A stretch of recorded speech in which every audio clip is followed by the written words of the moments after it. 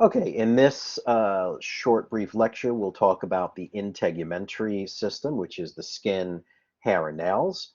When we look at the skin, we'll be able to see that we have this upper layer called the epidermis, and then deeper to it, the dermis. The dermis has this uh, 20% superficial layer called the papillary layer, and then the deeper 80% is the reticular layer.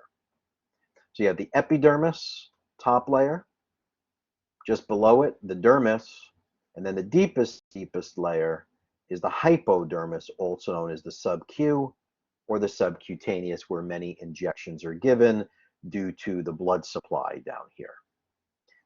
Inside the dermis, there are lots of accessory structures, okay? Lots of accessory structures. You'll see that we have some glands, you have a sweat gland, we have oil glands called a sebaceous gland. We have lamellated or Pacinian corpuscles, which are deep pressure receptors. We have muscle. This is called the erector pili muscle.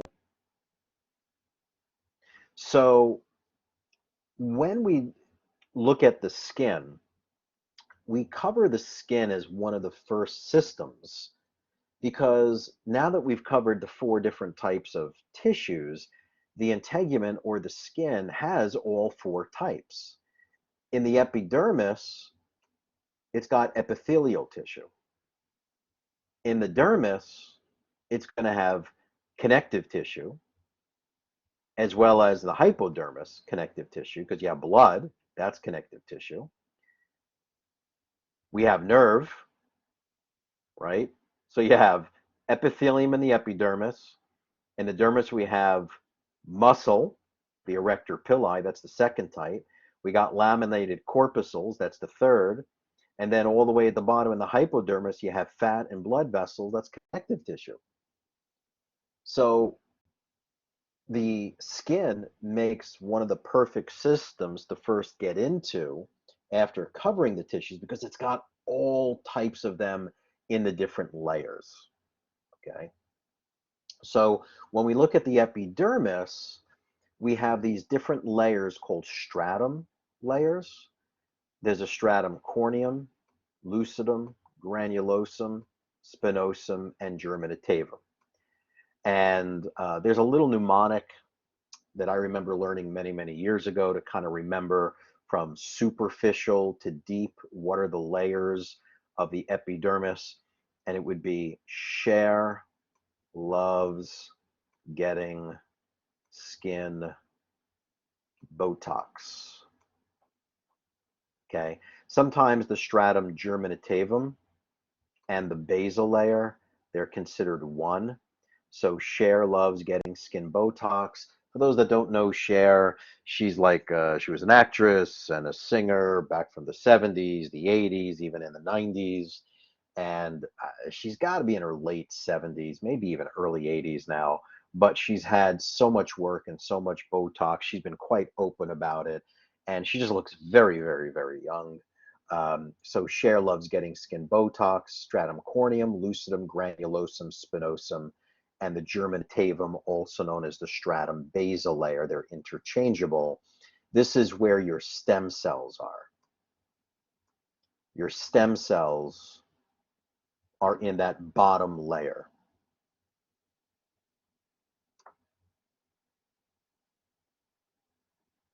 Yeah. So she's 75. Thank you. Cher is 75 and she looks like she's probably in her 50s, right? Um, So Cher loves getting skin Botox. This upper layer right here, that stratum corneum, is like 25 to 30 layers of stratified squamous epithelium. So really important to protect yourself, right? If you had simple squamous epithelium in the top and you had an itch and you scratched yourself with your nail, you'd be bleeding right away because your nail would scuff off that one layer thick. But it's stratified, the stratum corneum is stratified squamous epithelium. From here to here, it's 25 to 30, maybe even more layers of dead cells. Okay. Underneath that, after you're past this layer here, deep to that is now the dermis, right? So everything from here down is dermis, everything from here up is epidermis. So you have these dermal papilla, and these are involved in creating your fingerprint. When they start moving up, it creates the fingerprint. Okay, so here, this has shown up in the past where we're looking at thick skin. And the reason why they're stressing thick skin is because the thick skin has this lucid layer. If it didn't say thick and said thin, then you could eliminate lucidum, and then you only have the stratum core. You only have 1, 2, 3, 4 layers of the epidermis. But in thick skin areas, such as the palm of your hand is thick skin, the sole of your foot, thick skin, they're going to have the stratum lucidum. Okay, so the top port, this one here, from here to here, that is your stratum corneum. And then from here to here, that's your lucidum. And then this one is granulosum, it's granular.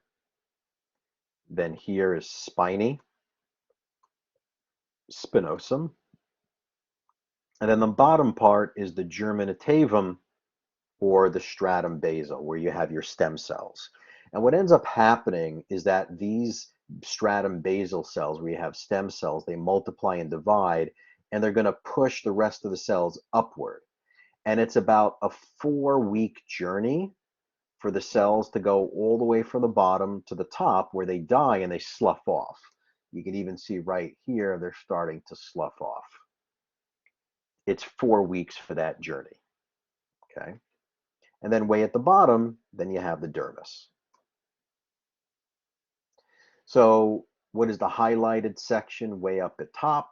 That's going to be the epidermis. What's the highlighted section below that has all the accessory structures? That's going to be the dermis. What's the most inferior bottom layer? So up here was epidermis. Here's the dermis. And down at the bottom is the hypodermis, or the subcutaneous. The topmost layer from here to here, that's going to be the stratum corneum. Stratum corneum. Now this highlighted section right here, this is thick skin. This layer here is the stratum corneum, so that's share. This is going to be loves. And then getting, skin, Botox. So the yellow highlighted layer is the stratum lucidum. The bottom layer, it's either the stratum germinatavum or the basal layer. Germinatavum isn't a choice, so stratum basal. You've heard of basal cell carcinoma. There you go. Within here, you're going to have these keratinocytes, and you're going to have melanocytes, right? Those melanocytes, the melanocytes are a type of cell. If this is a melanocyte, it's going to push out skin pigmentation called melanin.